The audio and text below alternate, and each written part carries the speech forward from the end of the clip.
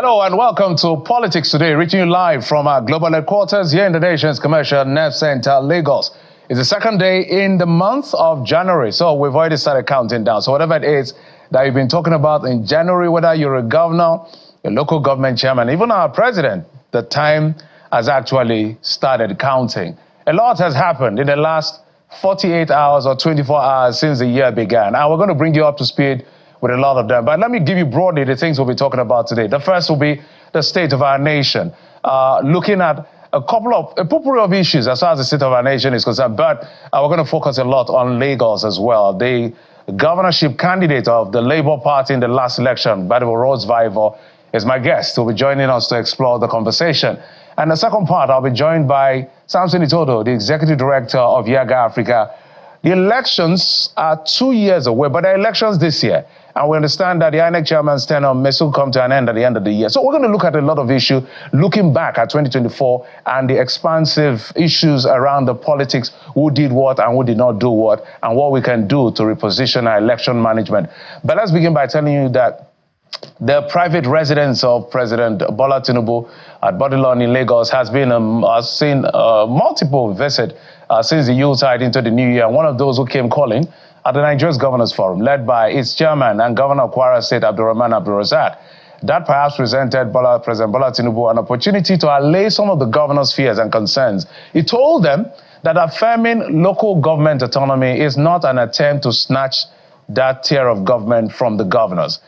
In fact, he tasked the 36 state governors with leading development at the grassroots, which is where it is felt the most. Those were his words. The president said the leadership of the governors at the subnational level is quite central to achieving food security, economic prosperity, and rapid national growth. He stressed the importance of grassroots development. There was some gossip that maybe we had a disagreement or quarrel and everything when it was local government's autonomy. No, just drive the development down there to the local government authorities. Nobody wants to take the control away from you. But collaboration, let's do it together. Well, those are his key words, collaboration. Now, that was not all that happened. Earlier today, the Rivers State Governor, Similele Ifubara, has insisted that only the House of Assembly, the only House of Assembly existing in Rivers State is that led by Victor Okojumbo. You know how this has played out for many months now. The governor made the assertion while signing the 2025 appropriation bill amounting to 1.1 trillion into law a week after submitting it to the Okojumbo-led House of Assembly. So for context, Okojumbo is leading a three-man House of Assembly, and Amewule and others, there are about 26 or so. It says Amewule and 26 others who defected from the PDP to the All Progressives Congress are no longer recognized as legislators, despite their recent efforts as recanting their actions. Let's take a listen to him. I want to say this, maybe for some persons somewhere who are still mixing up issues. We have only one assembly, and that assembly is headed by Right Honorable Victor Okojumbo.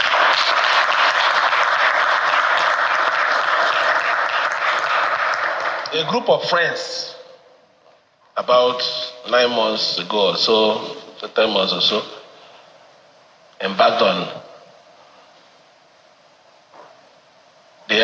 what they call Simba's journey. Halfway the vessel, while they were coasting, they now realized that they were entering inside the den of devil and sharks. They now retrieved. It is too late. It is too late. And the truth about it, we're not going back. We've given them enough room.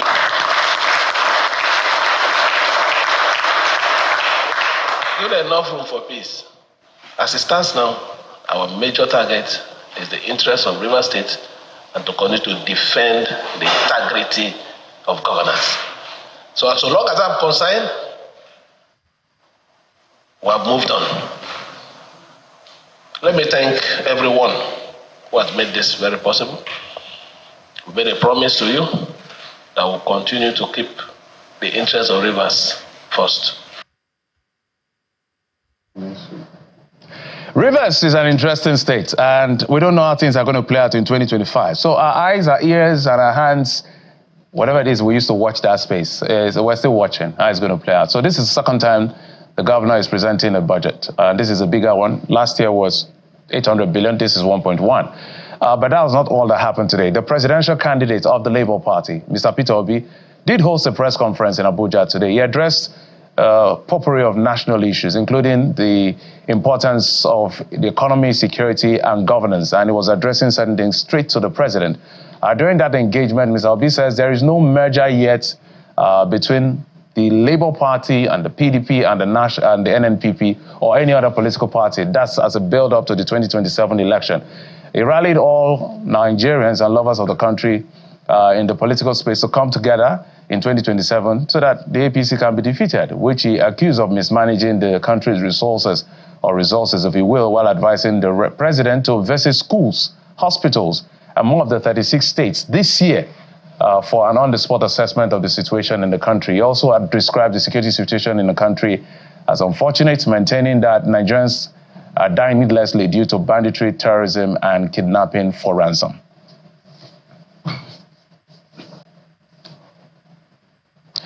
Okay, so those are the big stories we're tracking for you as far as the politics is concerned. So let's get straight to our conversation. And my guest is going to piggyback in a couple of them. I'm being joined in the program right here in our Lagos studios by the governorship candidate of the Labour Party in the 2023 governorship election in Lagos State, Mr. Gbadebo Rose-Vival. Thank you so much for coming. Thank you so much for having me. Happy New Year, I must say. Same to you. Same to you. Where do we start from? So let's begin with the obvious. Some of the things that you've seen. We're going to do two things, basically looking at things from the national as well as the state level.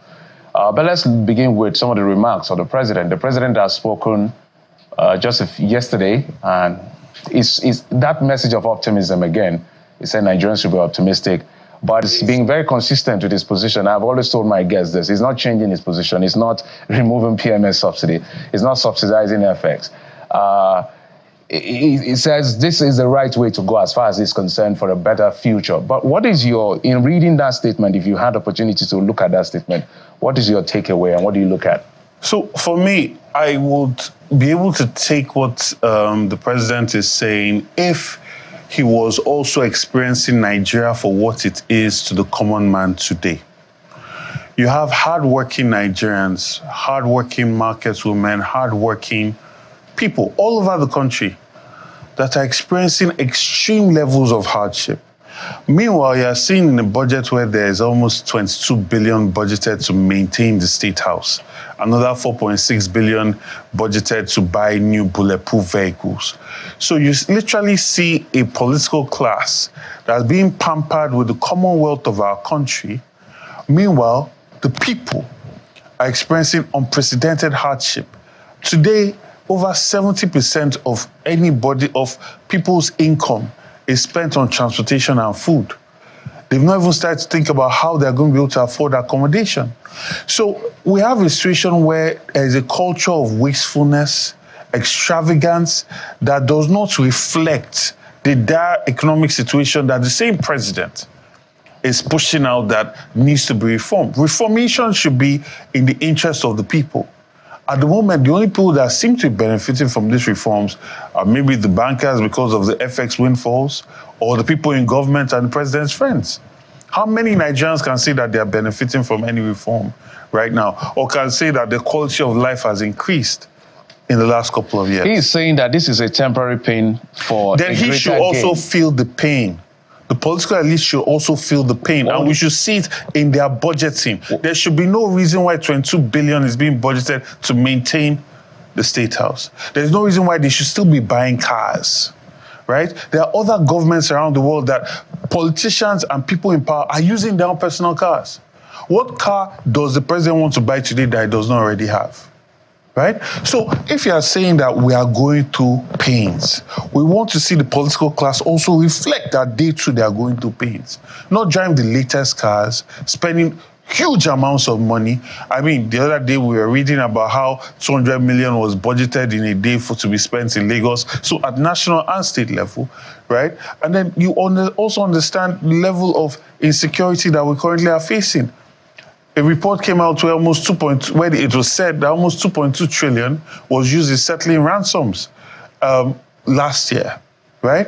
This is the state of play. So the argument they make in counter-argument when these things are pushed to them, they said, look, for instance, the president has said, when they asked him in that media chat, I'm sure you would have watched it, the size of your cabinet is too large. Why don't you cut it down? They said, well, I need these guys to do the job I want them to do. If you have anyone that you feel is not doing enough, state their names. The journalists perhaps out of Well, that's an indictment on the journalists. Why? Because a country where the national grid has crashed how many times, you cannot mention the Minister of Power. The situation of housing in this country, cannot mention the minister, person in charge of housing. Right? I mean, you had Betty Edu situation. You have so many people.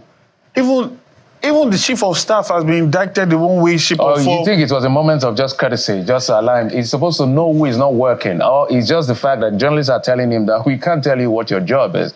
You should have known that something is wrong. Should we tell you who you should fire? I think the situation that we have currently in Nigeria, especially, and it continues from President Buhari, is that we've not really had a president that is communicating and carrying people along. So everybody just seems to be so happy that president is addressing Nigerians. So they are not really drilling down and digging into the questions that should really be asked. Because that's a nonsensical question.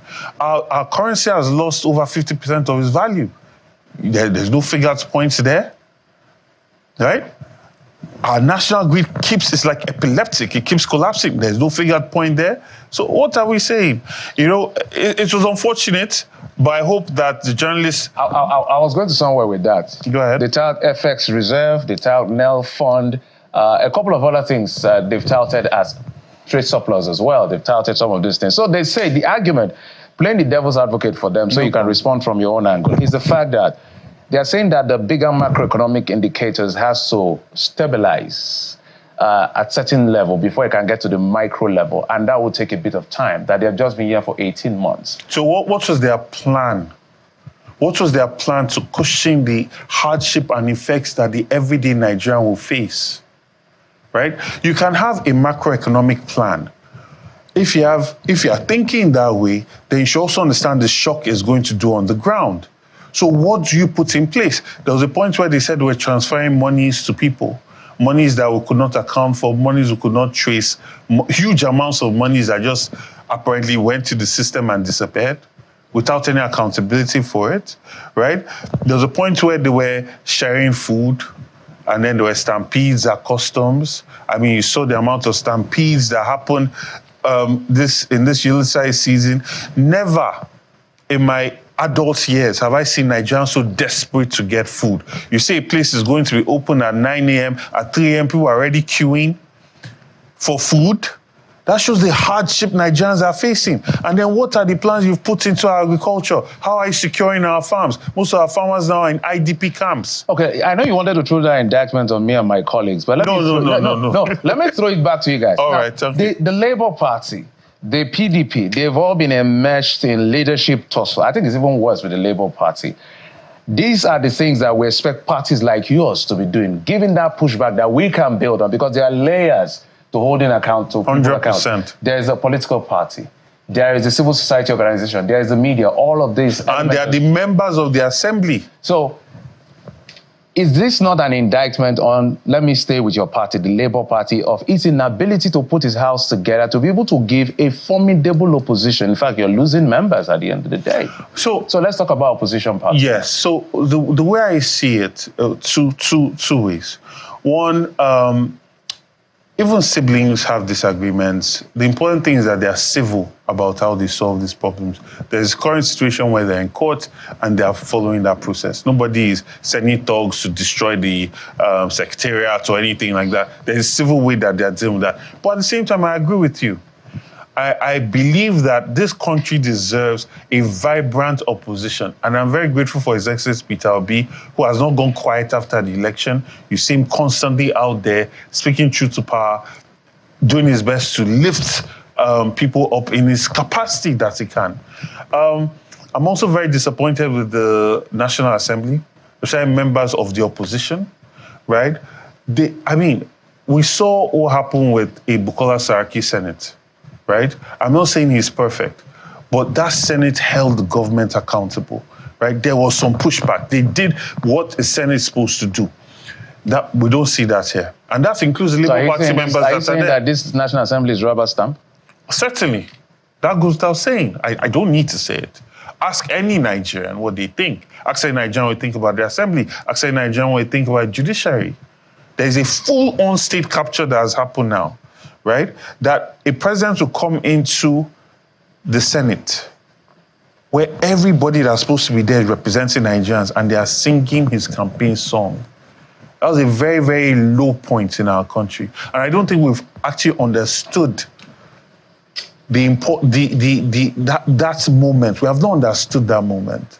That's not how it's supposed to be, right? Go back to the Greeks, go back to the histories, right? Where the Senate stands and then whether it's Julius Caesar that comes to address them, right? They have a responsibility to hold that person that has the ultimate power to check. So yes, I do agree with you. It's not only the journalists that Well, we're doing our job. You're doing your best. Yeah, you're doing our job. I also feel that the state, the members of the opposition, PDP and Labour Party, in the House of Representatives and the Senate must rise up to the challenge. Let's come to Lagos State, where you wanted to be governor. It was a very, very intense moment in 2023, but you came second in that election. And how much of check have you been doing to this government?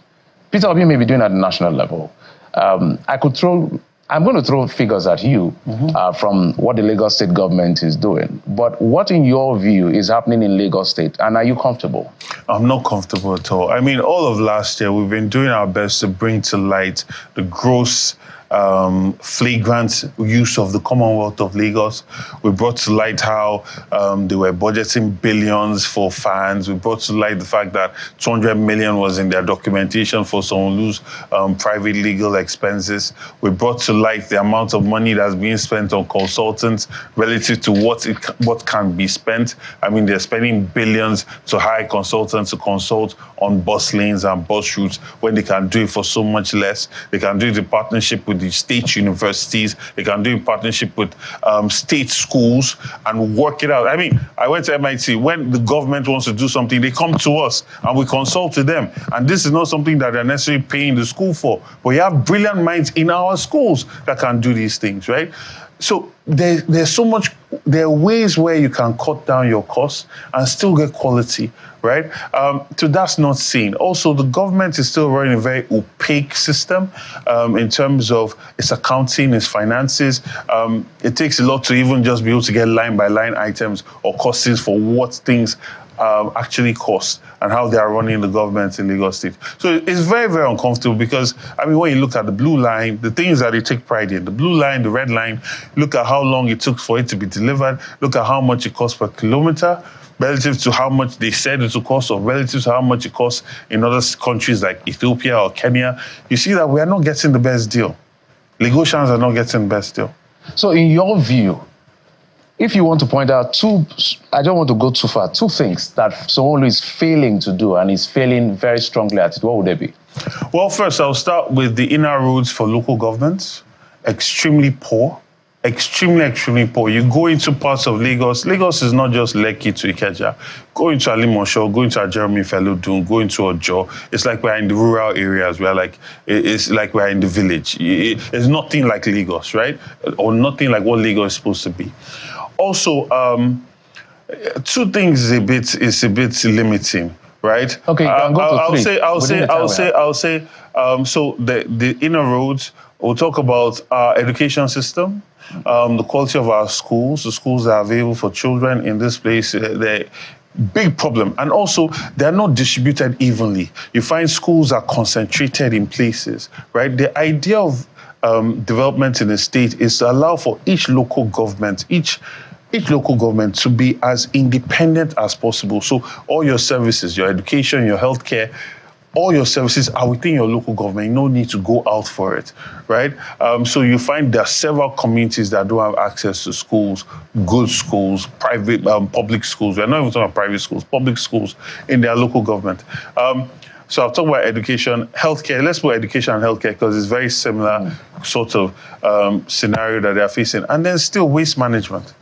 Our waste management is directly tied to the flooding, which is directly tied to why they're demolishing buildings, which is directly tied to pollution in the state. Let's talk about, because you have an expertise in that area, let's talk about these two issues that if you were governor, for instance, what would you have done differently? Because you wanted Governor Sanwo-Olu's job as the last election. I'm going to ask you whether you want that job still in 2027 Okay. Well, it won't be his job to give. The people will give whoever they want to give the job. But I'm just asking whether you want to be the next governor or you're interested. But I'll come to that in a moment. I'm saying that traffic, flooding, there's no governor that's been able to resolve this issue. If you were to give counsel or you were to be in charge, what would you have done differently? So in relation to traffic, we need to create, and not just pay lip service to it, a multimodal city, right? They've made efforts with water transportation. There's a lot of talk about it, but there's a normalization that has to happen. And these things are done by actually creating different nodes that allow for this to be normalized, whether it's a small market on the water on your way, right? So you go from A to B, you can stop here, you can buy things here and continue going. Better quality jetties. Look at the jetties in Ikorodu, right? They look like they're about to fall off. So people that are going on there, there's always a question of safety. So that's why the adaptation or adoption of that means of transport is low. Secondly, while we talk about transport, the cost of transportation, look at the red line that they've done, blue line. How many people can actually afford to use this mode of transportation? There needs to be a subsidy on it, especially for the older people in our population, the retirees, the pensioners.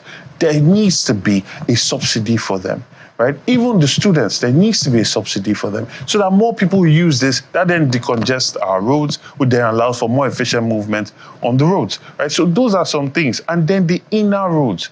Local governments should be empowered to actually deliver on the inner roads, which is their actual mandate, right? So those things, and then not tying the development of our train systems to the purse string of the state. Open it up to the private sector.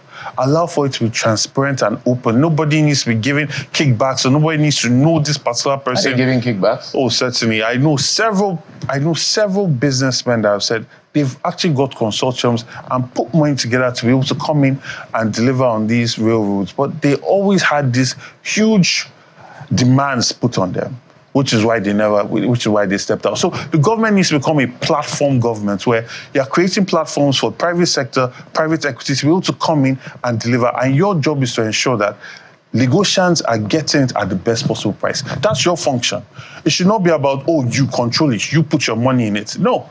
Create a transparent system for business to come in, and you can mediate the cost that is to be paid for the average Lagosian. You know, if Governor Sanwo-Olu was seated here and I was asking him some questions, one of the things I suppose he would say is that he's been able to grow the IGR from budget analysis that I saw the last time. I think the IGR as 2023, when the year ended, came to almost about 800 billion. That is record. So that's like the IGR of almost 20-something states. In dollar terms, because you see, we have this issue now in Nigeria. We have the president will tell you he's giving the governors this huge amount of money, but in dollar terms, it's still pretty much the same. You know, because of inflation, I mean, how much were you buying petrol? It's a Naira economy. It's a Naira economy, but everything around us in Naira has gone up.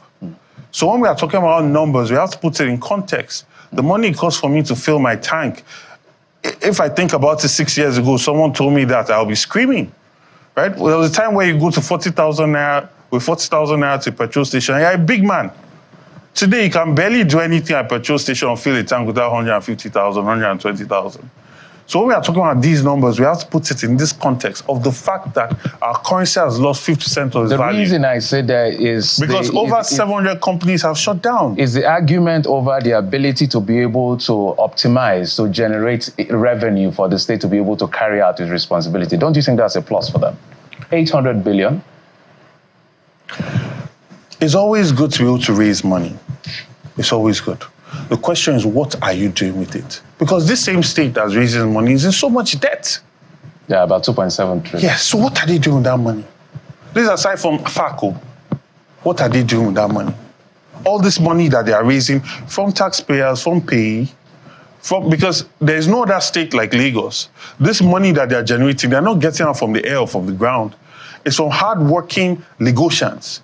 So the social contract between the government and the Lagosians must be at an all-time high. So what are they doing with all that money? Why are they so much debt? Why is so much of this money going to be servicing debt? Right? So these are the questions. It's not just enough. Lagos State since the 1700s has been generating huge amounts of money. Go and ask Oba Dele, ask Oba Kusoko, all of them. Lagos State has been at the forefront of, we have been a trading coast for the last 500 years. So money has always flowed in Lagos State. It's not about that. It's about how is this money impacting the lives of the everyday Lagosian. So so as we're going to wind down, let's look at the performance of the Sanwo-Olu administration. In your view, in your rating, by your own assessment, what will it be? See, I do not believe that any governor that emerges from the APC is given the free rein to actually embody or manifest a vision. You look at Governor Ambode. Governor Ambode, I will say he did decently well. I saw his vision for the Onikon area in terms of creating an art district. I saw a wholesome perspective on Lagos State, right? But you see what happened to him, right? Because apparently he questioned the vision of the APC. I don't see anything broadly innovative that Governor Sanwo-Olu has done. Most Lagosians will tell you that housing is still a major problem in our state. They're talking about doing developments on some islands, so you already know that these developments is not going to be affordable, right? People still tell you we are being flooded. Flooding is happening. They're demolishing people's houses while our canals are overgrown with weeds. There's not been any steady system that allows for maintenance of our canalways that already exist. There's still an opaque system of governance, which is the main thing I campaigned about, opening up the accounts of Lagos State. So it has a line-by-line item that is easily accessible to Nigerians, and that kind of level of transparency takes on a life of its own. So even you as governor cannot steal. The reason I'm asking you these questions is because it's important that those of you in the opposition hold the government to account. Oh, certainly, and we have been doing that. So would you have done a better job than Governor Sanwo-Olu? Certainly, because from day one, I would have opened up the accounts of Lagos State and then benchmark our projects against World Bank benchmarks. So you will not be reading in a budget that a Toyota Camry is costing 200 and something million when you know that on the market is less than 50, 60 million, right? So when you see a line item, it's benchmarked against what you can get on the market. Because what is the government supposed to be doing? It's supposed to be using the economy of scale to get the best deal for Lagosians and maximize its commonwealth. And that's the objective. But unfortunately, that's not the case here. You see, the commonwealth is just used to propagate and increase the wealth of the political elite, as opposed to getting the best deal for the most possible people in the fastest possible time, and for Lagosians to enjoy a better quality of life. As we wind down, two quick questions. Are you running again? By God's grace, yes. On the platform of? Well, you heard what my leader said. We're working. You're not sure running under the platform of the Labour Party? See, for me, I believe that if all parties do not come together, it's going to be a waste of time running in 2027. Because there's a full state capture that has happened in this country now. So we cannot afford for the opposition to be separate, right? So for now, my job is to ensure that I have a strong party, which is Labour Party, and to ensure that there are bridges that are being built all across the country and all across the state. So finally, are you ready to help build your party to being an institution? Certainly, yeah. Because the problem we have seen with the Labour Party as a political journalist is the fact that Labour Party seems to look like a personality party than an institution. Is that something you guys agree with? No. Even in Lagos State, it's just about you we know the most. At the national level, is the tussle between Peter Obi, Alex Oti, and somewhere. I mean, we have a state chairman that's somewhere. fantastic. Our state chairman is an icon in herself. And there is a lot of work to come together and build a solid structure. Okay. And so take that from me. And we're working very diligently to do that. But we still have a lot of work to do. And by God's grace, this year we will do that. Okay, we're here to watch and report all you're doing. That's our responsibility. By the way, Rhodes Viver is the 2023 Labour Party governorship candidate in Lagos State. And he says he's going to run again, though we don't know what party he's going to run under. Thank you for coming on the program. Thank you. All right, we'll take a quick break now. When we come back, we will be talking election management ahead of a couple of elections that are coming, some in 2025, 2026, and 2027. But there's an angle we're looking at it that may be slightly different. Join us again. Welcome back. Let's now head to our Abuja studio where I have joining me Mr. Samson Itodo. Is the Executive Director of Yaga Africa. Mr. Itodo, good to see you and Happy New Year to you. Happy New Year to you, Geoffrey, and wishing every Nigerian, any part of the world, a prosperous and a blessed 2025. All right, Mr. Itodo, you and I have a huge responsibility to make sure that the management or the hiring process of our leaders is put to shape such that it's be the envy of every other nation. So let's begin with your evaluation of what played out in 2024 as far as election and election management is concerned. Well, thank you very much once again. In 2024, there were 4 types of elections that were conducted. We had 2 off-cycle elections in Edo and Ondo. We had by-elections. In fact, the year 2024 started with by-elections and then rerun elections in 37 federal constituencies for rerun elections. And then we had by-elections in about 7 states. So those are off-cycle governorship elections, rerun elections. And when we say rerun elections, we mean elections that are ordered by the court, especially those that arose from the judgments of the tribunals as well as the appellate courts. Then we had by-elections. There were resignations, there were deaths, and so INEC had to conduct by-elections to fill those seats. And then the last set of elections were the local government elections. And last year, we had 28 local government elections in 28 states. When you look across, what are the lessons that we take from these elections? I think the first major takeaway from the elections that I held in 2024 was that though we have the perennial challenges of election logistics, that those challenges are surmountable because we saw an improvement in the management of election logistics in some of the elections, whether they were the by-elections, whether they were the off-cycle elections. We ended the year with the Ondo election, and the REC in Ondo did perform excellently well in managing the logistics for that election because as at 7:30 a.m., based on Yaga Africa's report, in 71% of polling units, election officials had arrived. So we can deal with our logistical issues as long as election managers, election administrators pay attention to detail and they also hold, those transport unions to account. The second, key lesson from 2024 was that INEC the capture of CX is real. We saw how all our election management bodies, were captured by either the incumbents in those states or by other vested political interests. You could see how in the local government elections, like we have also said at Yaga Africa, that most of those local government elections were a travesty of democratic elections because they don't meet the integrity test. You had situations where, governments were handling procurements, they didn't provide the funding for the CX to conduct the elections, or what you saw in some of the local government elections was simply allocation of votes and not necessarily counting the votes that voters cast on the day of elections. For INEC, you also saw what happened with the Edo elections and how, issues around competence did play out. when you look at Edo and Ondo, you clearly see that for the rec of Ondo, who was a former INEC director, had a lot of capacity.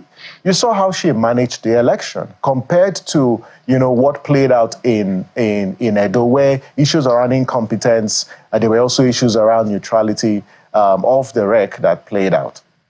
And then you go through issues around vote buying. One of the darkest side of the elections in 2024 was how polling units were converted into marketplaces. The votes, one vote cost between 5,000 to 20,000 last year. And that really is a mockery of our electoral process. And these are fundamental issues that as we, in 2025 and build into 2027, we've got to really fix this issue relating to the attitude of politicians to continue to buy votes and for also voters who sell those votes. When you look at technology, Geoffrey, one of the other sides is we are increasingly seeing this mockery of these two technological innovations that were introduced by INEC to sanitize the process, the BVAS and the IREF. We've seen how politicians are succeeding in rolling back most of the reforms and the innovations, and that's really sad, and it doesn't tell well about the future of elections in this country. All right, let's unpack them in bits. Let's start with State Electoral Commission. They say it's independent, but not much independence is observed as far as some of your summations are concerned.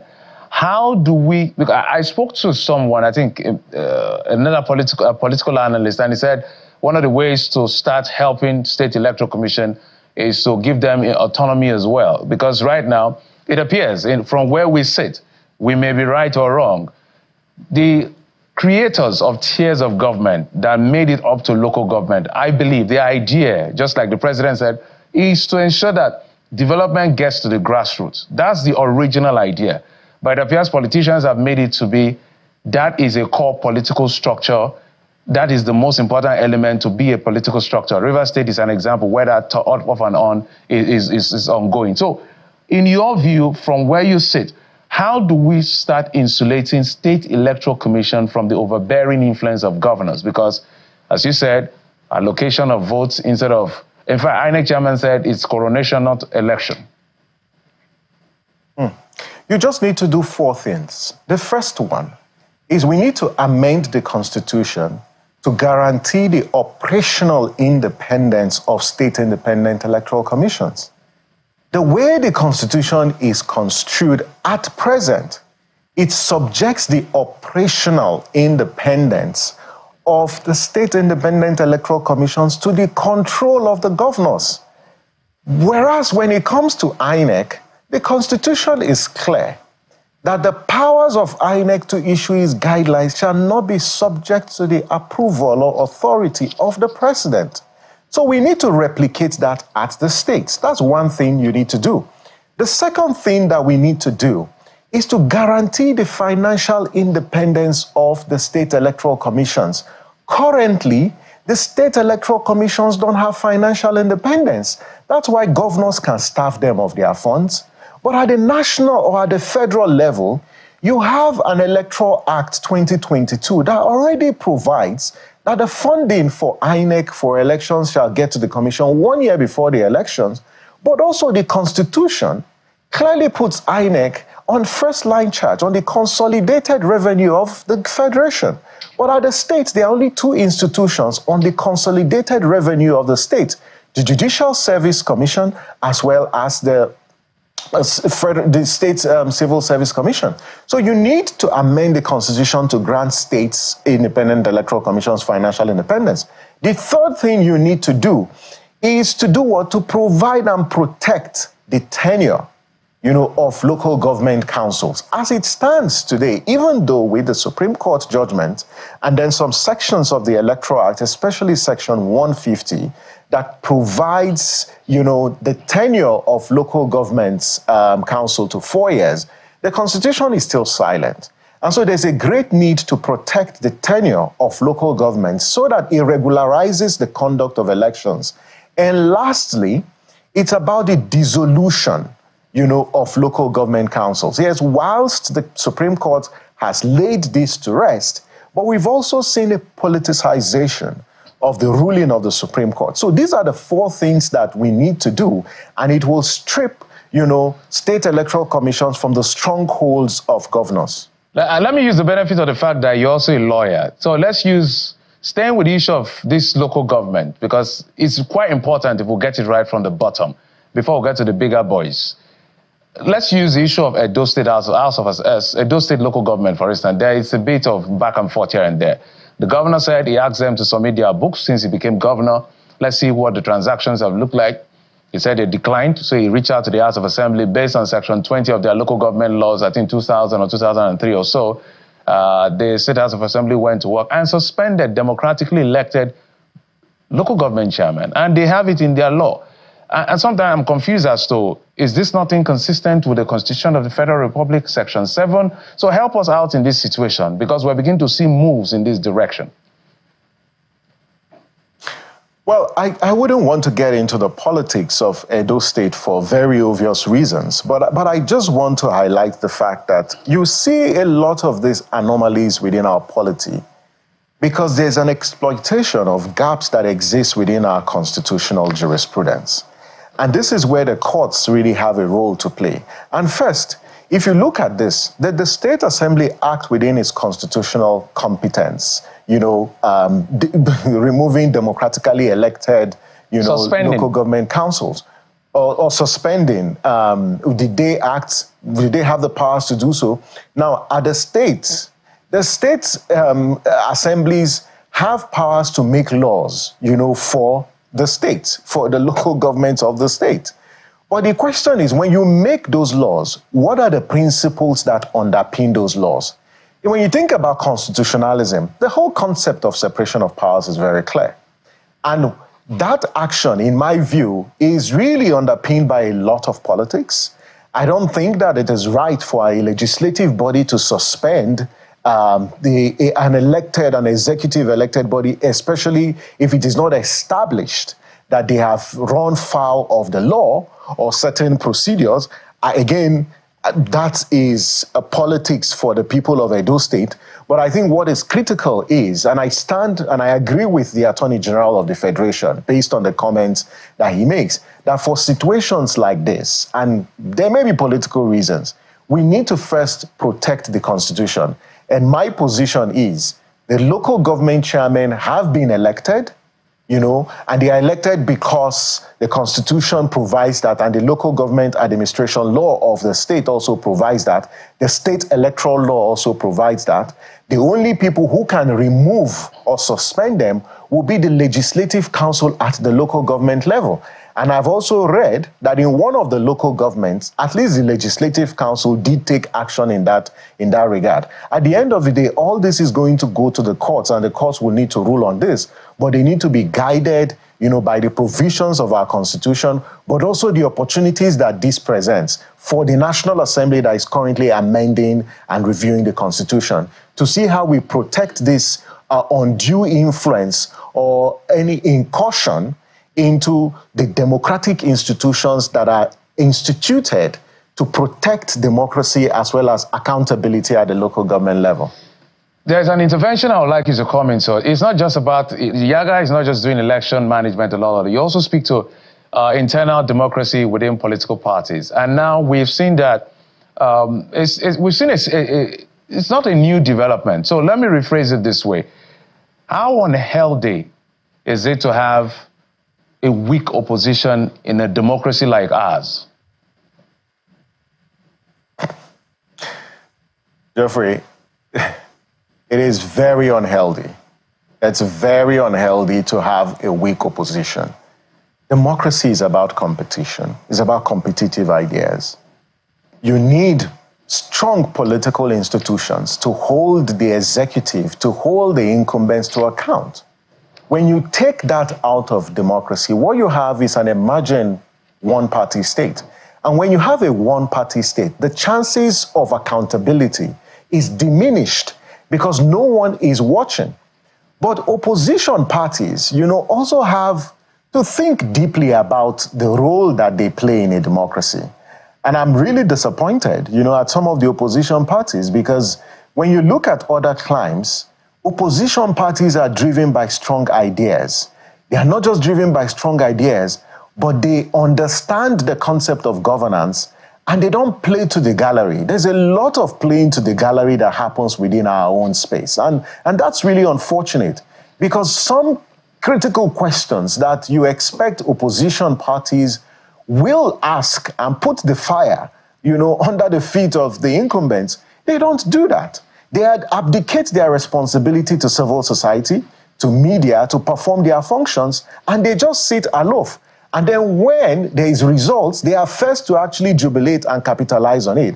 I think our opposition parties need to rise to the occasion, engage governments from a data-driven point of view, from evidence, but also provide alternatives. What's the point being an opposition if you're not providing alternatives as to how you will do things better, rather than all these bickerings that we see? And secondly, is when you look at these political formations, Geoffrey, a lot of them are nothing but special purpose vehicles. They are not engaging in constructive, debate. Some of them have yielded their platforms for external forces, for capture by external forces. A lot of the leadership tussle that you see within those parties, I'm actually embarrassed to see that for parties that have been in the political space for over 20 years, still dealing with the basic issue of building internal consensus within parties or even leadership selection. How is it that at a point in time in our political history, that the three major political parties are having leadership crisis, or they're having crisis relating to membership membership questions or the accuracy of their data? So it's not just the opposition parties, but there's something that we need to have a national conversation about how we can build strong viral parties, that not just aggregate social interest, but they have a sense of national purpose and identity and are able to communicate that to people, mobilize citizens around a common agenda that delivers food to people's table, that provides security, that provides welfare, and also quality health care. But you don't see all of that happening currently. All right, Mr. Todo Dates, the president has said that there will be a national youth conference. I'm still trying to process what the end game of that conference will be. Perhaps we'll get the details as it unfolds. But if you were to make a proposition as to what the young people in that conference should be talking about as far as electoral reform is concerned, what should they be aggressively fighting for? Just like the Not Too Young to Wrong bill that you were part of. Because right now the biggest division among the political class is the issue of tax reform and LG autonomy. But nobody seems to be talking about electoral reform. What should they be pushing for as far as electoral reform is concerned, if that is going to be part of the conversation in that conference? Thanks, Geoffrey. Before I talk to electoral reform, I think the point about tax reform needs to be on the agenda. Nigeria needs a tax reform. We cannot revamp our economy without reforming and having difficult conversations about taxation. And it's good that we have that conversation ongoing. I think on electoral reform, what the youth conference and those who will be participating in it need to do, they need to do four things. The first one is they need to call on the president to articulate his electoral reform agenda. It's 2 years, and in February this year, in a couple of weeks, will be midterm to the last to the midterm post the last elections. And the president has not articulated his electoral reform agenda. So he needs to do that. So that's one, call on the president to articulate his electoral reform agenda. The second point is there are some issues. And what are the priority issues? The first one is the need, to legitimize and legalize electronic transmission of results. Currently, we have manual collation and transmission of results. But just like the Supreme Court advised, even though I have my views about the ruling, there's great need to provide legal protection for the use of IREV. We need electronic transmission and collation, not as a substitute to the manual collation, but to have both of them go hand in hand to serve as a check. That way it strengthens, the IREV. The second relates to the timelines for the conclusion of election disputes before swearing in. there's a great need to conclude electoral disputes before swearing in, because that way it will address issues around distraction and also things about bandwagon effect, and also strengthen the independence of institutions. The third thing that is critical is about early voting or special voting, that INEC officials, security agencies, media organizations, election observers, prisoners need to be allowed to cast their votes. If you look across board, we're talking about close to 4 million, voters. So these are some of the issues that needs to be on the table. And lastly, is about the appointment of INEC officials. If we're going to have a credible 2027 elections, or even before then, we need a very strong and independent electoral commission. I'm happy and it begins from who is appointed. It begins with who the caliber of people who are appointed into the electoral commission. We're totally out of time, so I wanted to speak to the issue. How long does Professor Mahmood have?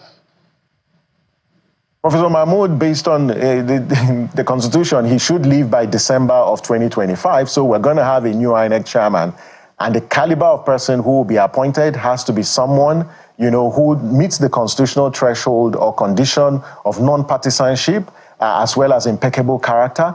But we need the president to act as a statesman, to appoint individuals into INEC who can provide the transparent leadership that we need, and not people who have partisan leanings, because we've seen the last couple of appointments, individuals with partisan leaning are appointed into the Electoral Commission, and that has really dampened the trust that citizens have, not just for the electoral process, but for INEC as an institution, and that's really sad. So the president needs to rise above politics, appoint individuals that command respect, have impeccable integrity, and are not aligned, so that it legitimizes the outcomes of the next election.